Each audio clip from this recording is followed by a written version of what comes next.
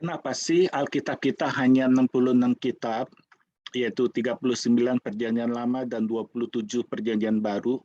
Bukankah kitab suci agama Katolik juga ada penambahan Deuterokanonika sehingga jumlahnya 75? Kenapa Alkitab Kristen Protestan hanya 66 kitab? Itu terjadi karena kita memakai standar yang disebut dengan kanonika. Kanonika itu adalah ukuran untuk menyatakan sebuah kitab ini asli, betul-betul tulisan firman Allah atau bukan. Standar kanon itu ada 5. Yang pertama adalah siapakah penulisnya.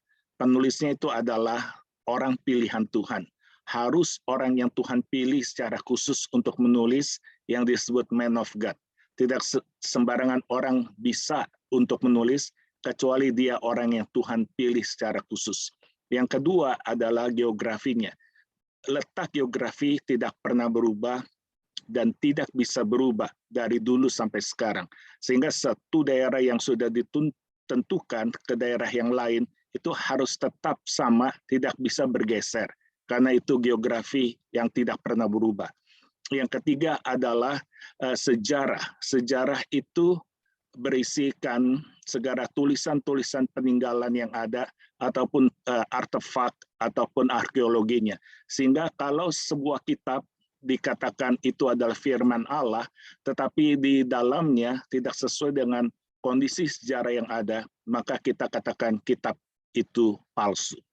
Yang keempat adalah kitab suci yang diklaim sebagai firman Allah harus selaras, harus sesuai dengan keseluruhan konsep-konsep yang sudah ada. Sehingga kalau satu konsep bertentangan dengan konsep-konsep penulis yang lain, maka kita katakan kitab yang ada itu, yang bertentangan itu palsu. Karena tidak sesuai dengan konsep yang ada dari penulis-penulis yang lain. Yang kelima, kitab itu harus sudah diterima waktu pertama kali ditulis dan dibacakan. Sehingga kalau sudah ditolak pertama kali, bagaimana kita katakan itu firman Allah? Karena pertama kali saja sudah ditolak. Jadi kalau kelima saringan itu berhasil lolos, maka dikatakan itu adalah firman Allah yang sejati. Harus teruji siapa penulisnya, harus teruji akan biografinya yang tidak boleh salah. Yang ketiga, harus teruji sejarahnya. Yang keempat, harus sesuai dengan konsep penulis yang lain. Yang kelima adalah sudah diterima waktu pertama kali ditulis. Pelajari lebih lanjut dalam kelas biologi Wonderful Life Ministry. Tuhan berkati.